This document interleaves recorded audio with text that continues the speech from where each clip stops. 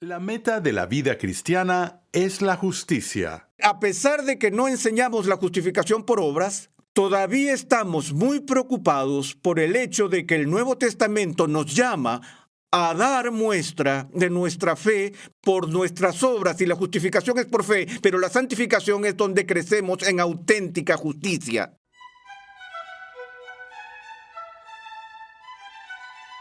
Bienvenido una vez más a Renovando tu Mente con el Dr. R.C. Sproul.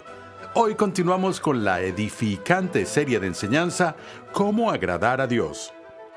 En esta serie, el Dr. Sproul nos muestra cómo ser diligentes para vencer a nuestros enemigos, el mundo, la carne y el diablo. Recuerda que en nuestra página web renovandotumente.org puedes pedir la guía de estudio gratuita que acompaña esta serie. En este episodio veremos que aunque los fariseos pasaban mucho tiempo estudiando la palabra de Dios, en realidad no entendían mucho de los asuntos más importantes de la vida y la fe. Pasemos una vez más al salón de clases a escuchar al Dr. R.C. Sproul mientras nos recuerda la advertencia de Jesús sobre estar atentos y guardarnos de la levadura de los fariseos.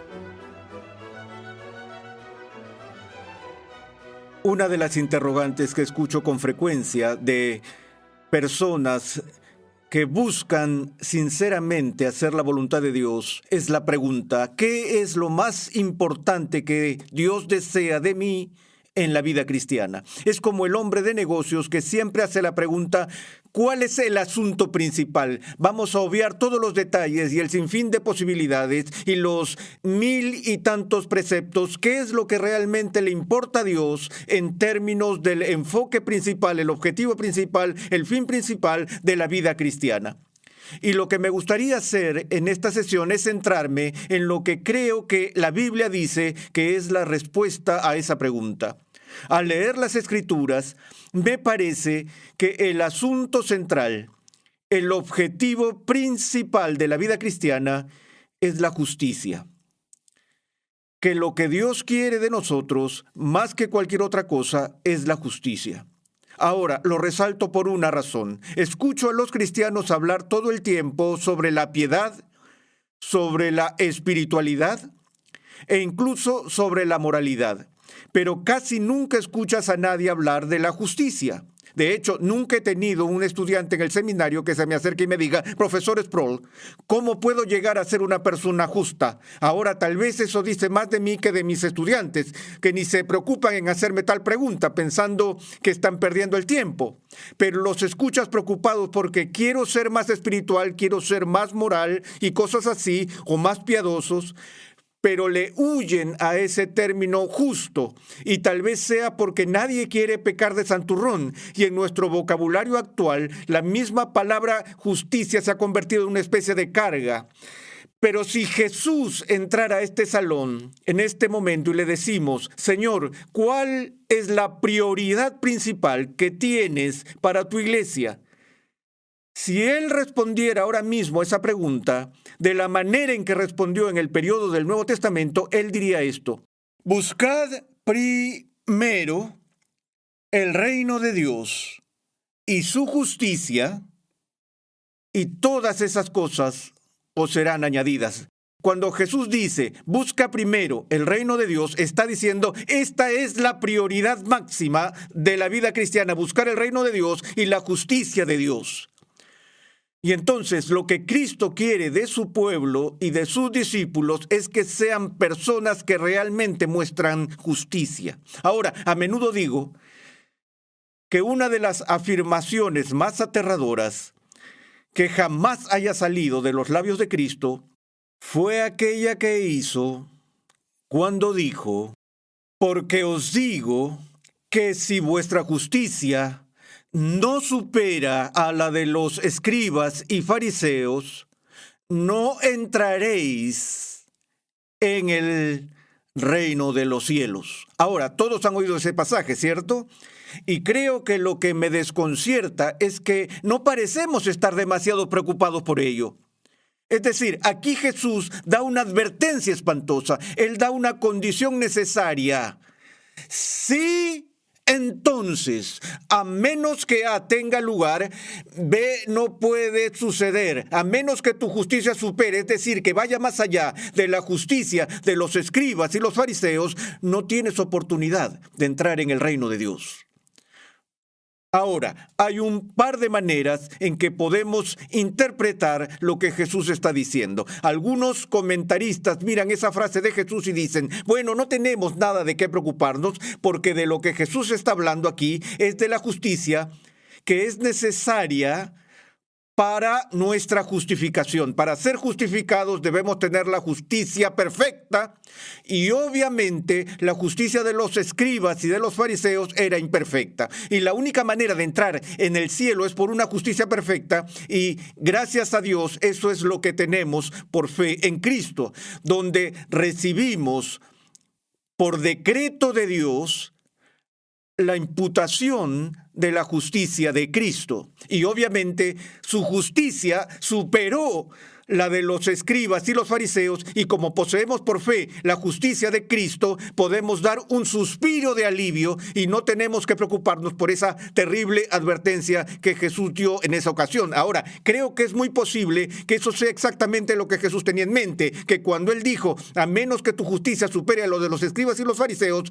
nunca entrarás en el reino de Dios, que tal vez lo que Él tenía en mente era la imputación de su propia justicia, que es la única manera en que podemos estar en presencia de Dios. Pero recuerdas que en tiempos de la Reforma, cuando Lutero iba por ahí enseñando la justificación solo por la fe, utilizó una frase latina que desde entonces se ha hecho tan famosa que todo cristiano puede recitarla, que esa persona que está justificada es simul justus et peccator. Todos conocen esa frase, ¿cierto? Al mismo tiempo, justo y pecador. Justo por la aplicación de la justicia de Cristo. Sin embargo, recibimos la justicia de Cristo mientras que todavía somos pecadores en y por nosotros mismos. Pero Lutero dijo que en nuestra santificación eso no se queda así. Que la persona que es declarada justa por fe, si esa fe es en sí genuina y no solo un alegato de fe, o una farsa, sino que es una fe auténtica, entonces Cristo en verdad comenzará a formarse en la vida de esa persona y esa persona comenzará a mostrar el fruto de la justicia.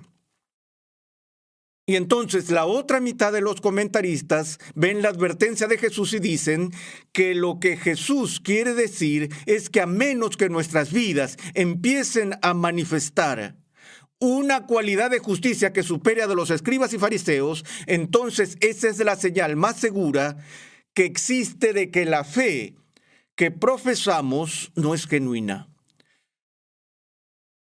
Así que a pesar de que no enseñamos la justificación por obras, todavía estamos muy preocupados por el hecho de que el Nuevo Testamento nos llama a dar muestra de nuestra fe por nuestras obras, y la justificación es por fe, pero la santificación es donde crecemos en auténtica justicia.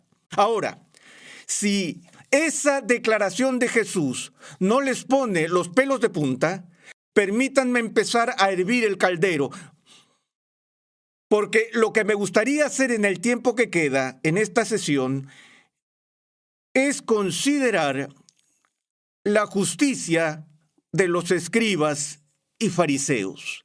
Considerar ese nivel de justicia que estamos llamados a superar si es que queremos complacer a Dios con nuestra vida.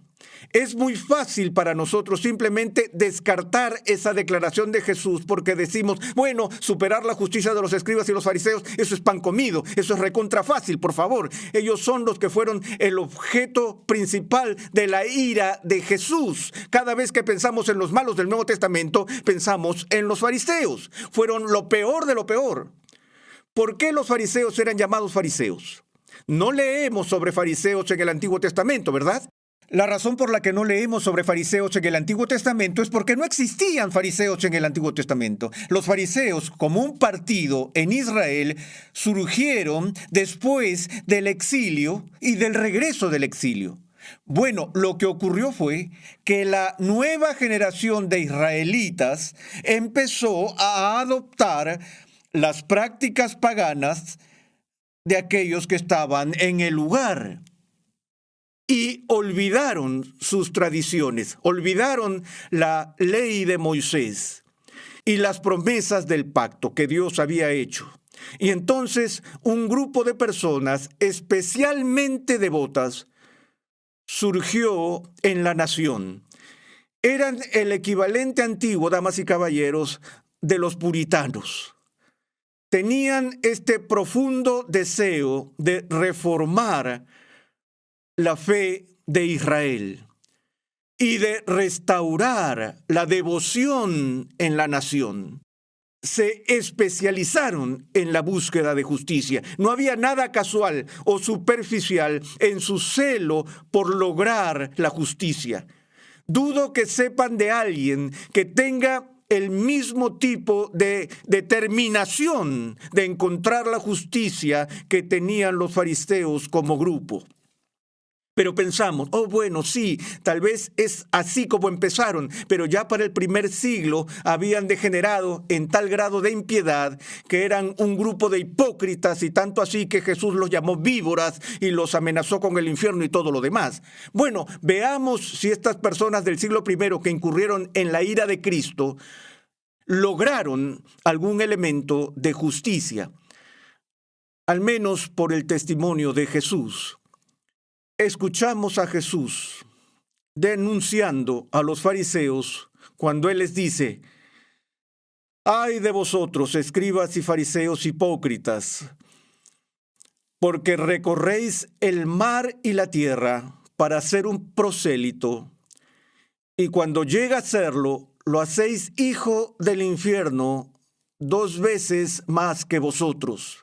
Ahora, esta es una acusación bastante incisiva que Jesús hace de estas personas, pero mientras Él está haciendo esta crítica, Él reconoce que son evangélicos, o al menos evangelistas, no en el sentido de que estaban yendo por ahí predicando el evangelio, sino que tenían un celo por el alcance misionero, un celo por el evangelismo y la conversión que no tenía paralelo en el mundo antiguo. Así que en ese sentido, digamos que lo primero que aprendemos sobre los fariseos del Nuevo Testamento es que eran evangelistas.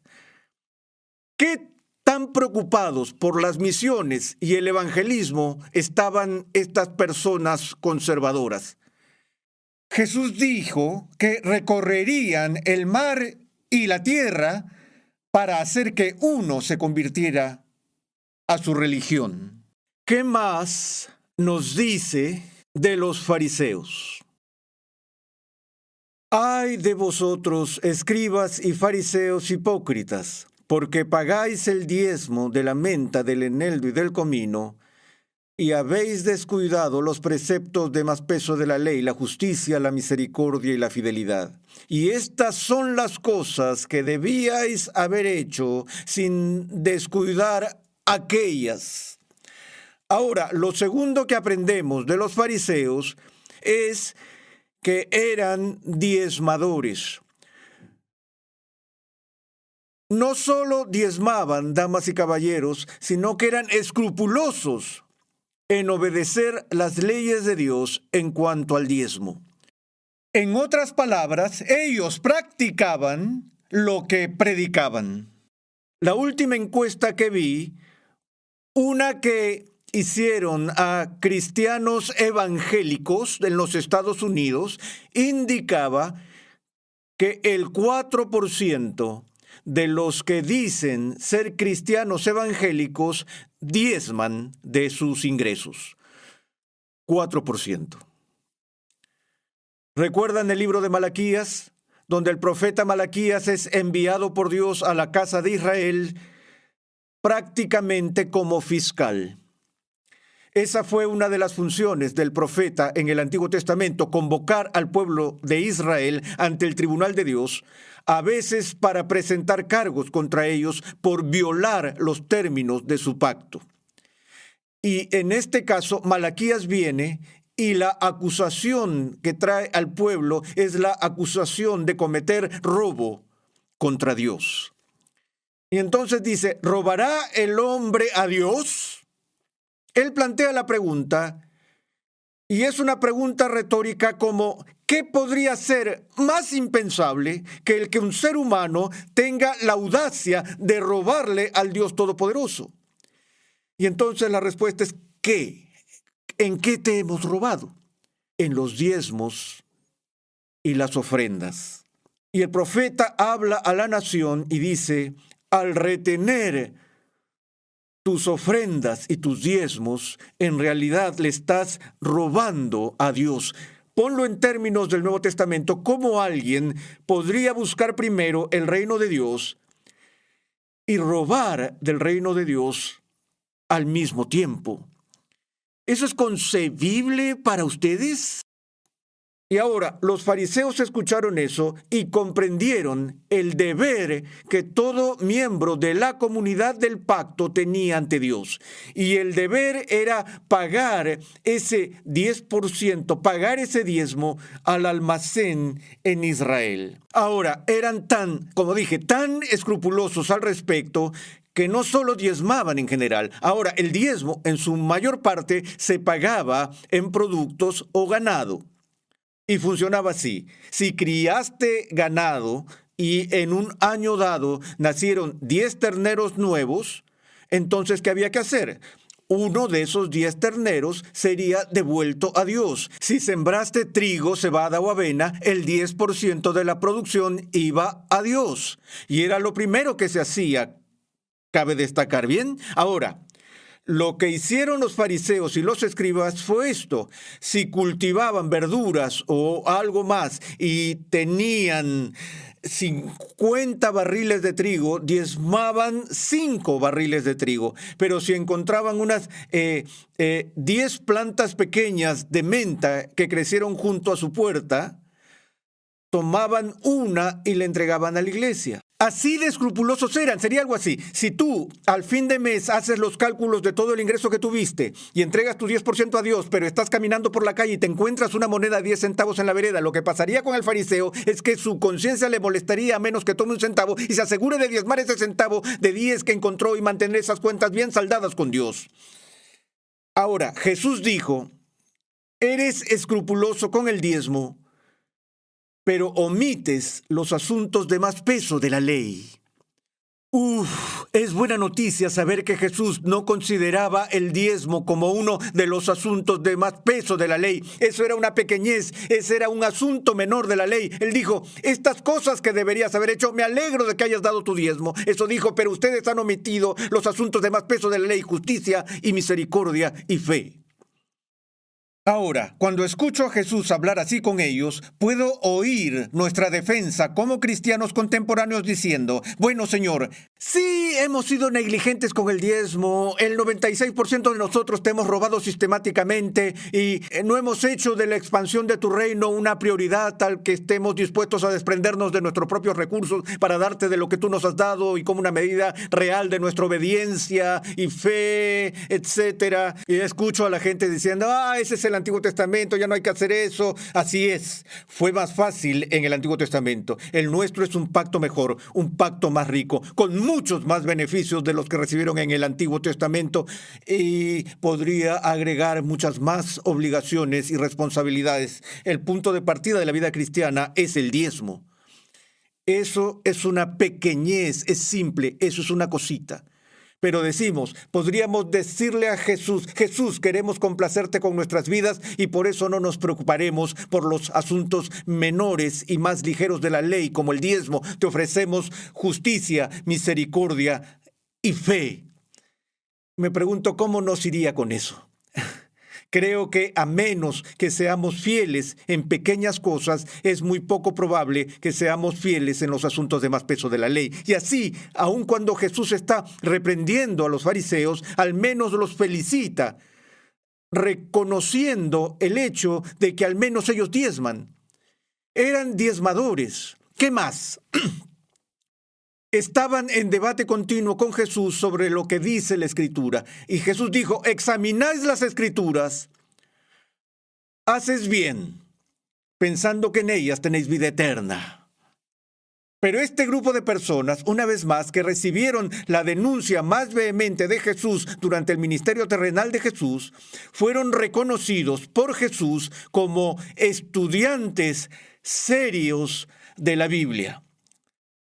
Dudo que hubiera un fariseo en todo Israel que no creyera en la inspiración de la Biblia, la infalibilidad de la Biblia y la inerrancia de la Biblia. Su doctrina de las Escrituras era impecablemente ortodoxa. Y no solo tenían una buena perspectiva de las Escrituras, sino que estudiaban la Escritura, la memorizaban, siempre ganaban los concursos bíblicos en las iglesias. El problema fue que nunca entró en su torrente sanguíneo, ¿cierto? ¿Ven por qué esto es tan espantoso? Es decir, hay todo tipo de personas en la iglesia quienes no se preocupan en absoluto por el evangelismo, que no pensarían en el diezmo y que nunca han abierto la Biblia. Ni siquiera han cumplido con los requisitos mínimos de los fariseos. Pero, ¿qué pasa si hemos hecho todas estas cosas, si somos evangelistas, damos nuestros diezmos, estudiamos la Biblia al revés y al derecho? Eso no prueba nada. Un punto más en cuanto a los fariseos. Y eso que hay mucho más por decir. Pero el tiempo no lo permite. Es que una de las cosas que Jesús se quejó de los fariseos fue su ostentosa exhibición de piedad a través de sus oraciones largas. Los fariseos pasaban mucho tiempo en ejercicios rigurosos y espirituales y en oración. De hecho, les encantaba que en reuniones públicas los llamaran para orar porque eran muy elocuentes y la gente los aplaudía. Eran los maestros, los predicadores, los que oraban, los evangelistas, los religiosos profesionales de su época. Pero el único problema que surge una y otra vez en lo que vemos en el patrón del fariseo del Nuevo Testamento es que la religión del fariseo era estrictamente externa. La palabra que Jesús usa para ellos una y otra vez es la palabra hupócrites, hipócrita, que significa uno que es un actor de teatro, uno que en la superficie manifiesta una religiosidad, una especie de piedad, pero cuya vida en la dimensión más profunda nunca alcanza la justicia auténtica. Ahora, de nuevo, el peligro aquí de reducir la vida cristiana a lo exterior es un peligro que sucede en todas las épocas. No estoy diciendo que se supone que debemos descuidar lo externo. De nuevo, aquí no se trata de lo uno o lo otro. Jesús dice, estas son las cosas que debíais haber hecho sin descuidar aquellas. No estoy sugiriendo que podamos decir, bueno, podemos prescindir de la oración, de las disciplinas espirituales, podemos prescindir de la lectura de la Biblia y de todo eso, siempre y cuando realmente seamos amables con nuestro prójimo y procuremos la justicia y todo eso y olvidemos toda esta piedad. No. Esa no es la letra o el espíritu, pero la piedad es la letra y el espíritu. Es lo externo y lo interno. Es el exterior y el interior. No es el interior sin el exterior y no es el exterior sin el interior. Pero la justicia auténtica implica obediencia a los mandamientos de Dios.